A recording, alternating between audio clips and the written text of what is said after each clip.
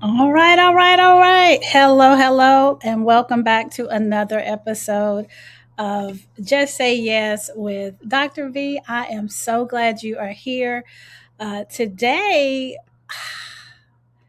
let me just say, for those of you who are watching, you might be wondering why I have called the podcast Just Say Yes with Dr. V. So, for those who are visiting for the first time, I am a board certified OBGYN and a lifestyle medicine physician. I have over 20 years of experience. And once I learned about lifestyle medicine in what, 20, well, I learned about a whole food plant based diet in 2016. And then I became board certified in 2020 in lifestyle medicine. The game was over because what I learned is that, um, okay, let me just stop for a second. I'm out here on our balcony. It's outside of the house, and that is because our AC is broken, and it's been broken for weeks. We've been waiting for a part. It registered 90 degrees in the house. We got fans everywhere. So I am outside. I'm canceling background noise, so you probably don't hear it. But shout out to Relieve Heating and Cooling. They are here on site right now fixing the AC. So, one of my other credentials is that I'm a perimenopausal woman, and being hot, hot, hot, it ain't happening. But anyway, I digress. Okay. So, the reason I call the podcast Just Say Yes is because really, I think most of us intuitively know what we need to do. Most patients know they need to eat right. They know they need to exercise. They know they need to, reduce their stress and get more sleep, all of these things. But it's just easier to choose a simpler, easier option, which usually comes in the form of a medication, like an injection, a pill, or some type of surgery, because it is easier than having to change your lifestyle. And really, our culture is not really geared towards wellness because people aren't walking to work. It's hard to do that. We don't even have really good bike lanes and sidewalks in some areas. So just say yes. It's just basically saying yes. I'm going to change my lifestyle. I'm going to do the hard things that I know because my body knows how to heal itself. It knows how to work if I give it the right things, if I feed it the right things, if I give it rest, if I nourish it. And so, um, yeah, y'all might hear Carmen too, the dog. My daughter is walking her now outside. Anyway, but um, the lifestyle medicine pillars, there's six, and I throw in a seventh. My seventh is purpose. But the six are exercise, nutrition, sleep, stress management, avoiding risky substances, and focusing on healthy relationships and sleep. So those are all very, very important. And here in the midlife space, a lot of people are saying, balance your hormones, balance your hormones. And I'm always like, which ones are you talking about? Which hormones are you talking about? Because estrogen, progesterone, and testosterone are not the only hormones that need balancing. Insulin probably is really one of the big dogs that you really interface with from birth to death. I mean, kids need to balance their insulin. So, insulin and cortisol are also hormones. And then we have our happy brain chemicals, our serotonin, our dopamine. All of these things are hormones that can be balanced. And it doesn't just have to be balanced with medication. And that is why I have created this podcast, and I'm going to continue to speak about the things that you can do in your lifestyle that are basic, that are free, that will give you big, big bang, a big, big return on your investment. So, this is balance your hormones with exercise. So, y'all, if I could make exercise, if I could put it in a pill, like all the things that it does, I would have a wonder drug. And yes, I would sell it. It would be bigger than Ozempic, Manjaro, any of the GLP ones that we have out. It would be bigger than protein. It would be bigger than collagen. It would be exercise. And exercise is a wonder drug. And it's so overlooked and it's so underrated. Um, I was speaking to one of my family members, very close family members, very, very close. And her blood pressure was previously controlled, but she kind of cut back on her exercising. And I'm like, they're going to add another pill. They're going to have her take a pill, a blood pressure pill once a day, from once a day to twice a day. Hmm, how about you get back on your walking? Get back on your walking. That's your pill. Now, yes, go ahead and take that extra pill twice a day, sure. But get those habits in place, get that walking, and that will help lower your blood pressure. So those are the types of things that I'm talking about. But specifically, because balancing your hormones is such a big topic, I wanted to discuss it because I want you to understand that this is not for play. This is for real. Like exercise really has a big effect. And let me just say what hormones are. Hormones are chemicals that are sending a message.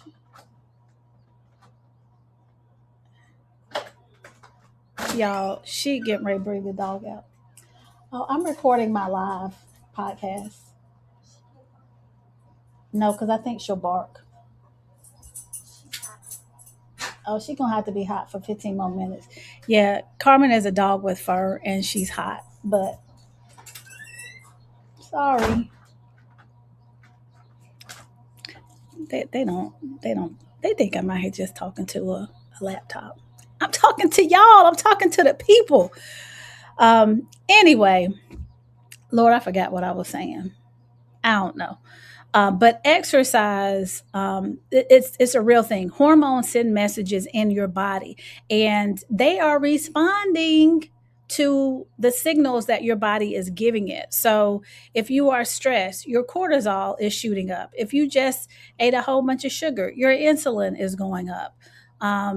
If you are, well, I'm trying to think of one. If you are doing something very pleasurable, your dopamine goes up. So there's a relationship between what you do, what you eat. That's why, GLP-1s, like, that's a hunger hormone, right? That tells you you're full and tells you when you need to eat. So these have serious connections to what you do and how you move. All right. So that's the overall. I'm going to really kind of keep it to exercise right now.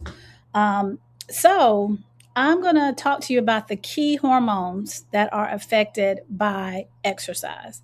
Guess which one I'm going to start with?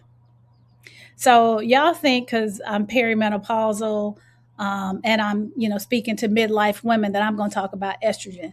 But I already gave you a clue. The big dog is insulin. The big dog is insulin. Insulin controls how your body processes sugar or glucose.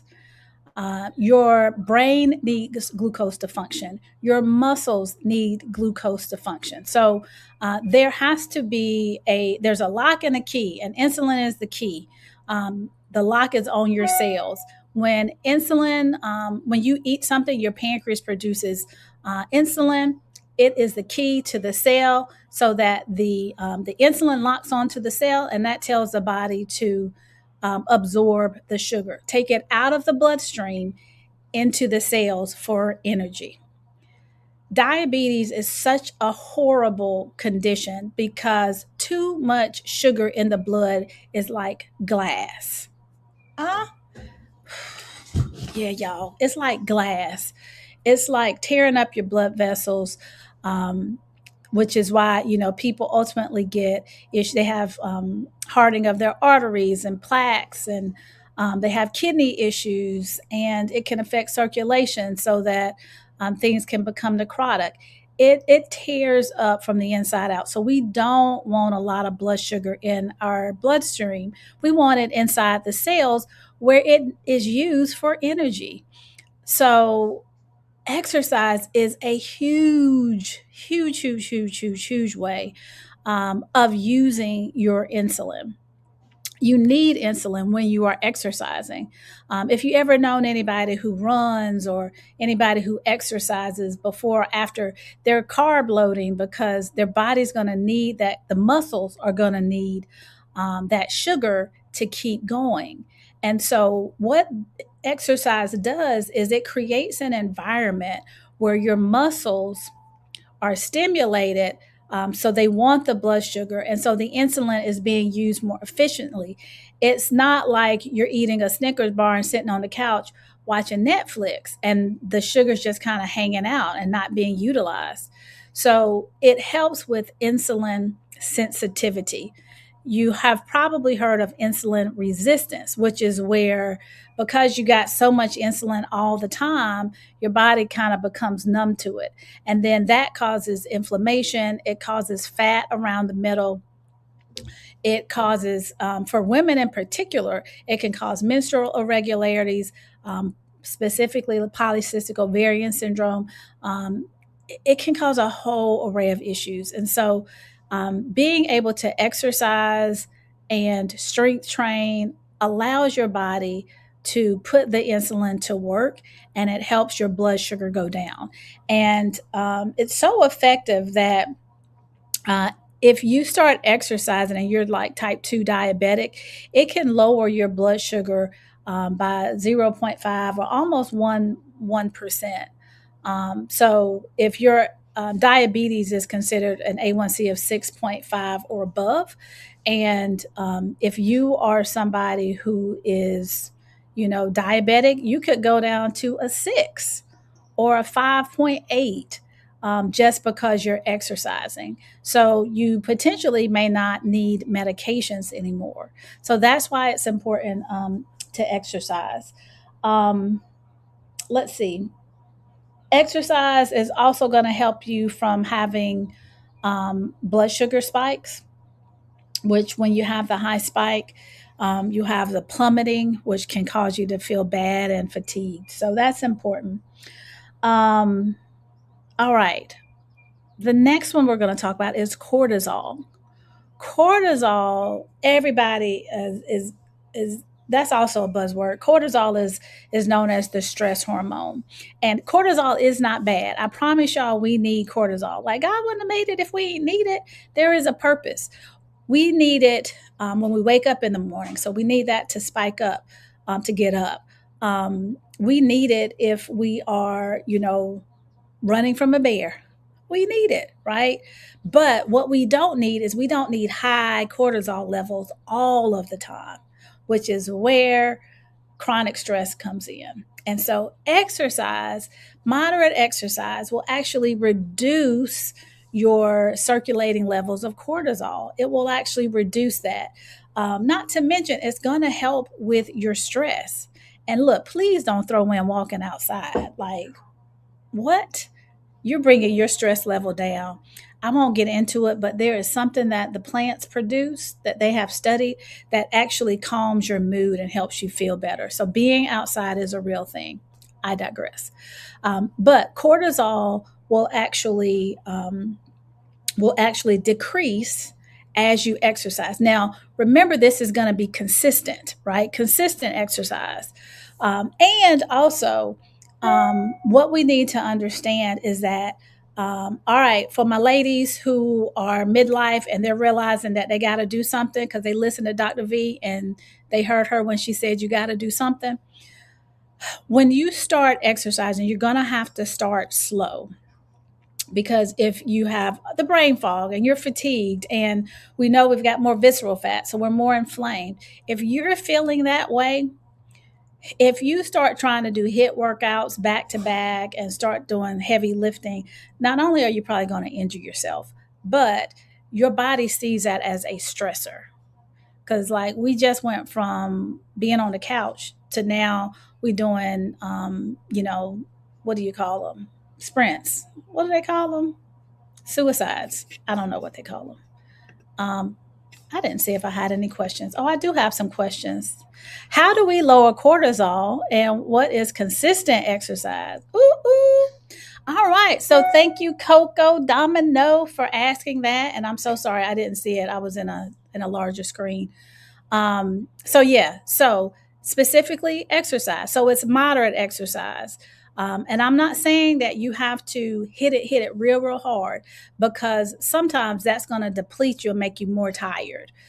So you want to go, hey, Letitia. Um, so you wanna start slowly. So I am starting a program, and it's a 30-day challenge, and I'm not going to give away all the details just yet. I'm going to roll it out, but we're going to start with walking 10 minutes a day for 10 days straight. So that's it, 10 minutes. That's for my couch potatoes.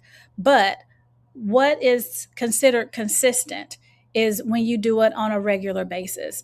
So the American Heart Association, American College of Lifestyle Medicine, they recommend 150 minutes of moderate intensity exercise per week, and then at least two 30-minute strength training sessions. That's at least. But if you're not doing anything, you got to start from zero, right? And just kind of work your way up so your body can get adjusted to it. We don't want to overshoot.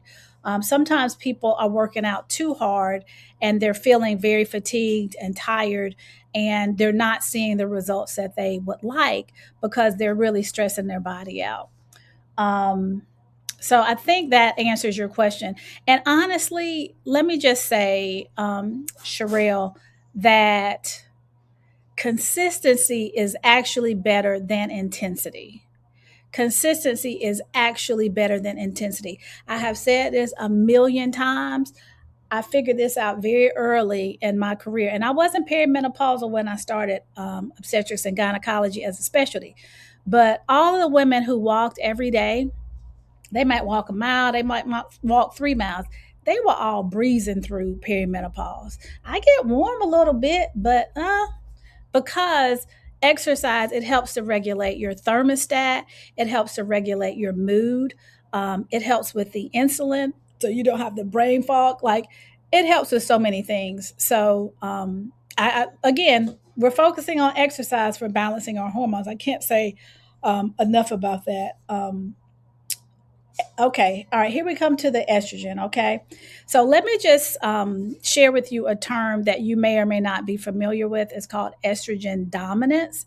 And estrogen dominance is when you have really too much estrogen, which I did this expensive test. I ain't going to say no names.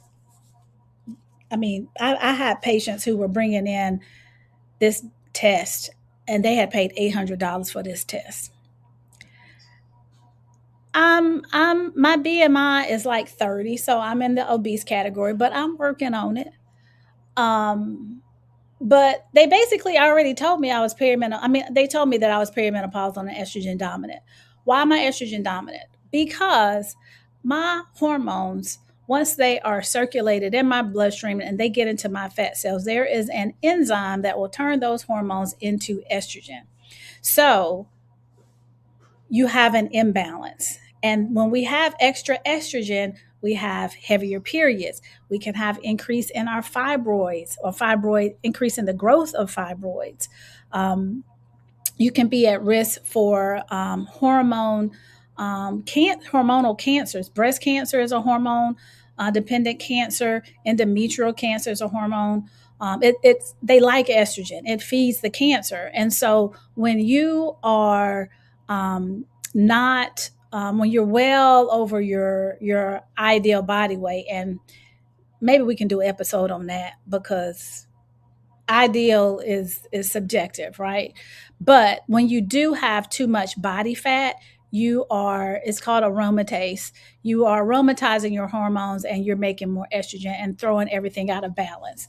I remember I used to tell patients all the time, if you could lose 10% of your body weight, then your periods will lighten up and you wouldn't need birth control. You probably wouldn't need this IUD. And there was a woman who was 400 pounds. I will never forget her. She was so motivated and she was trying to get pregnant. I was like, yes, girl, I'm with you. She did it. She lost about 40 pounds. She started eating right. She started exercising. And she was like, my periods got lighter. And that got her down to like 350, like for real. 350. But she noticed a significant benefit. I mean, just 10% can make a difference. So definitely, it's important. It also, these sex hormones that are increased, it also affects not only your periods, but it can affect PMS, right? So um, I will definitely say that it's important that we understand that yes, the BMI is not really designed for women, not women of color. It was based on a white man, yes. But we can use it as a guide, and you can look at your body fat percentage. That's why I'm an advocate and a proponent for body mass composition scales, because you want to see how much visceral fat you have, how much body fat. Visceral fat is the inflammatory fat that actually produces hormonal signals, cytokines, and it's the fat around your organs. So when we start getting this pot belly, this is not the type of fat we want. You don't want extra subcutaneous fat either, but the one around your organs is metabolically active, and we just don't want to do that. And for before you even ask, I'm not saying that if you get skinny, your perimenopausal symptoms are gonna worsen. You'll be more in balance. Um, there have even been studies, because I'm like, well, if you're estrogen dominant, then that means your perimenopausal symptoms won't be as bad, and that really hasn't been proven in the studies. So um, I'm not saying stay fit and fluffy, um, or PHAT to have less hot flashes. There's another way you can do that. All right. Now, this one is huge, y'all. Okay. This one's big. Testosterone. Testosterone. So, when we think about hormone replacement therapy, everybody agrees on estrogen. If you have a uterus, you need progesterone with that estrogen, right? Testosterone is kind of the plus minus. Some people will need it, some people won't, but we reserve it to wait and see how you do with the estrogen and testosterone. Can I tell you one thing that will increase your testosterone levels naturally?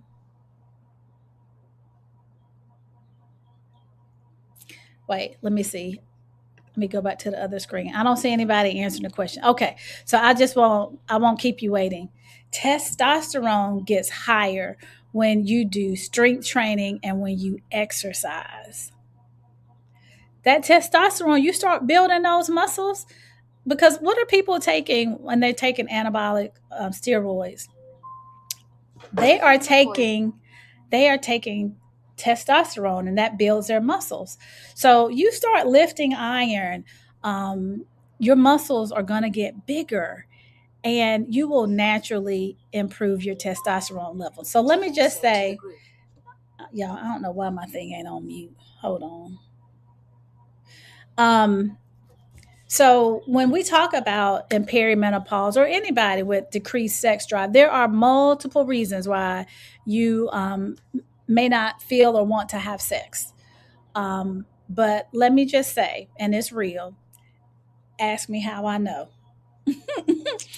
When you start exercising, your sex drive goes up. I have experienced it myself, and it's not subtle either. It's not subtle. It is a very noticeable effect. Now, one thing that might be contributing to that, as you start to tone up, your metabolic health improves. You start to slim down as far as how you appear. So you might like be feeling yourself a little bit, and your body image might improve, and so that also helps with your sex drive. So strength training is definitely a must. it's not only a must for women to increase our libido in perimenopause, it's a must for everybody, particularly people in midlife who are moving to older ages. If we're going to stay mobile, if we're going to stay active, if we're going to be able to tie our shoes, we are going to have to increase our muscle mass. And that is with strength training. Walking is good, but you need some type of resistance. That's either bands, body weight, Pilates, what you name it. Get on your Peloton bike and do some resistance training with your arm weights. But you're going to have to actually build muscle mass. It's going to help with mobility moving forward. It also, again, helps with your insulin hormones. And it is a good stressor that your body understands that it's worked hard. Now it needs to rest and rebuild itself. So when you're exercising and when you're strength training, you are definitely going to need sleep, because when you get into, there are 4 stages of sleep. Deep sleep and REM sleep are the restorative sleep, where your body actually rebuilds itself and nourishes and repairs itself at night. The restorative sleep for your physical body is deep sleep. So if you are in the gym, you have got to get rest, because that's when you're producing that growth hormone to help with this muscle building. So it kind of works on it. They kind of work together. The more you work out, strength training and exercise, the better you'll sleep. And because you are doing those things, you're exercising, you need to sleep so that you can recover appropriately. Um, all right.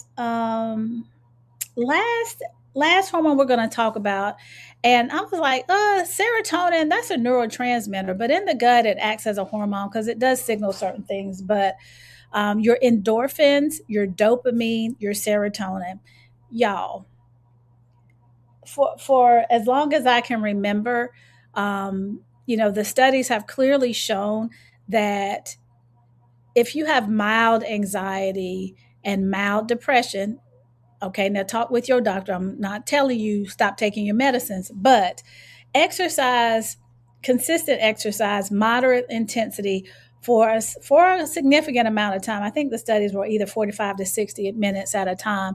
That can be treatment for mild anxiety and mild depression. So we definitely know that there is a chemical benefit to exercise. It helps with these happy brain chemicals. If you ever heard people talk about runner's high, it is a real thing. It boosts your mood. It helps your mood. In perimenopause, listen, y'all, we need it. We get irritable. We get short tempered because we're feeling like, you know what? I've been taking care of everybody else all this time. I'm done. Neither here nor there, no shade, but there are ways that can be managed when you need to say what you need to say, how you need to say it. Being able to regulate your hormones, your neurotransmitters, is so very, very helpful at this time in your life if you are midlife. But for anybody in general, attention deficit. Definitely in perimenopause, estrogen plays a key role in your brain, estrogen and progesterone, and the lack of those things can throw off your attention deficit. Even if you don't even have attention deficit, this might be the time where you start feeling like, God, I cannot focus because you sure can't remember stuff. I'm not putting that on anybody. Don't claim it if you're not experiencing it. But brain fog is something that's very, very common. Anxiety, depression, these are things that pop up in midlife that are common.